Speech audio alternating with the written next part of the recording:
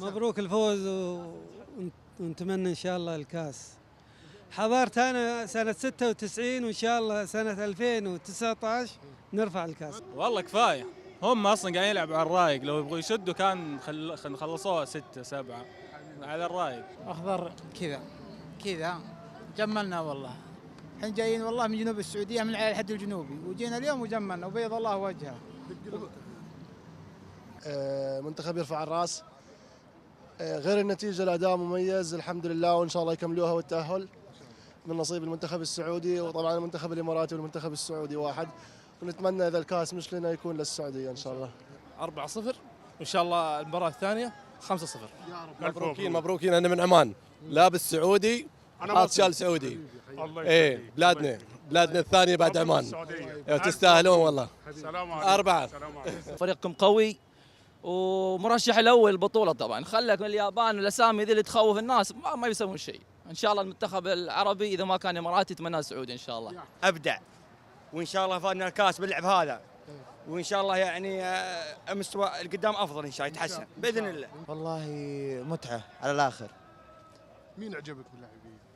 والله كلهم ما قصروا وكلهم ادوا. مبروك منتخبنا 4-0. احنا توقعنا 3 بس 4، فالحمد لله. والله كلهم ما قصروا، اهداف حلوه وما قصروا، وان شاء الله يكملون الباقي بعد.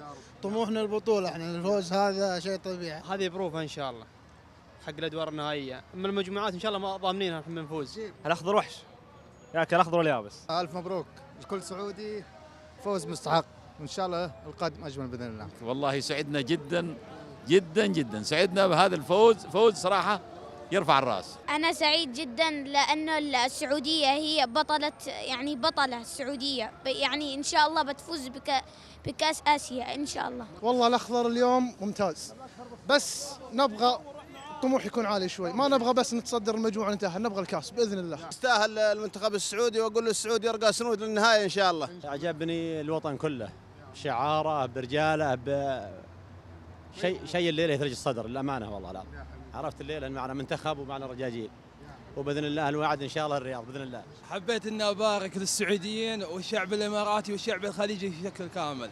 الف مبروك، وان شاء الله تتمون على انه اللعب الجماعي ممتاز، اللعب اليوم امتعنا، وان شاء الله تقدمون مستويات في الجايه، وفالكم ان شاء الله اسيا. تقديري واحترامي للمنتخب الكوري، لكن مو هو ند لنا بالنسبه للمنتخب السعودي، وان شاء الله باذن الله نقدم يعني منتخبنا ان شاء الله يقدم افضل وافضل باذن الله في الايام الجايه. حبيبي الله يسعدك. الحمد لله، اول مباراه 3 نقاط هامه جدا، عوده الثقه. المنتخب السعودي اليوم بين انه فريق قوي ومنافس على البطوله باذن الواحد الاحد. مبروك للشعب السعودي، والمنتخب ما شاء الله اليوم قدم مباراه طيبه ان شاء الله. والله شوف، انا ما اتمنى انهم يرتكنون النتيجه هذه، لان البطوله في بدايتها. كوريا مو ذاك الفريق اللي يعني ند لنا.